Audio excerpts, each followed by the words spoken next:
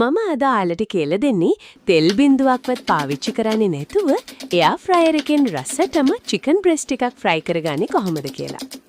මේ සඳහා මම ග්‍රෑම් 800ක චිකන් බ්‍රෙස්ට් එකක් අරගන්නවා.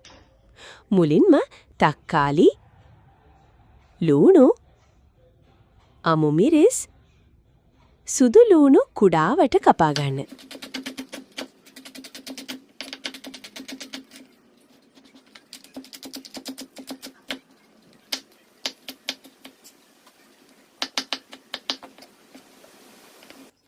ඊට පස්සේ කපාගත්තේ සියල්ලා වංගෙඩියකට දාලා හොඳින් කොටා ගන්න.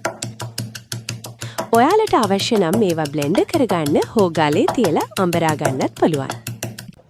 දැන් ඒකට ගම්මිරිස්, මස් කරි 3-5, කහ, මිරිස් කුඩු, ලුණු, දෙහියුෂ එකතු කරගන්න.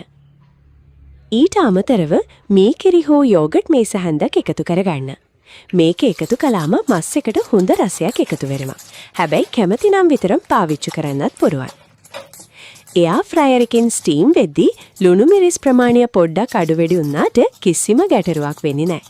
රසයට බලපෑමක් වෙන්නේත් නැහැ. දැන් මේ මිශ්‍රණය හොඳින් කලවම් කරගන්න.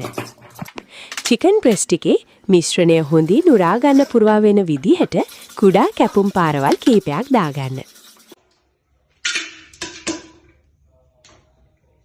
ඊට පස්සේ සාදාගත් මිශ්‍රණය චිකන් එකේ දෙපැත්තෙම හොඳින් තවරන්න. මස් එක ඇතුළටම යනකම් හොඳින් ගා ගන්න තරමට තමයි රසය වැඩි වෙන්නේ. දැන් මේක අවම වශයෙන් පැයක්වත් පැත්තකින් තියන්න. පැය 4ක් විතර තියන්න පුරුවා නම් තවත් හොඳයි. දැන් තෙල් බිඳුවක්වත් පාවිච්චි කරන්නේ නැතුව එයා ෆ්‍රයර් එකේ ෆ්‍රයි කරගනිමු.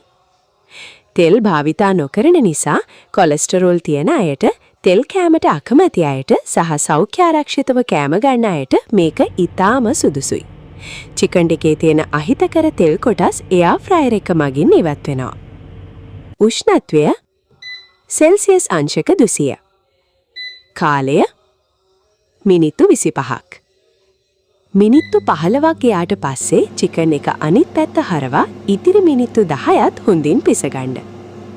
ඔන්න එහෙනම් අපේ රසම රස සෞඛ්‍ය ආරක්ෂිත එයා ෆ්‍රයර් චිකන් එක ලෑස්ති. ඔයාලත් ගෙදරදී හදලා බලලා රස කොහොමද කියලා පල්ලෙහායින් කමෙන්ට් එකක් දාන්න. සියල්ලා channel එක subscribe කරන්න අමතක කරන්න එපා.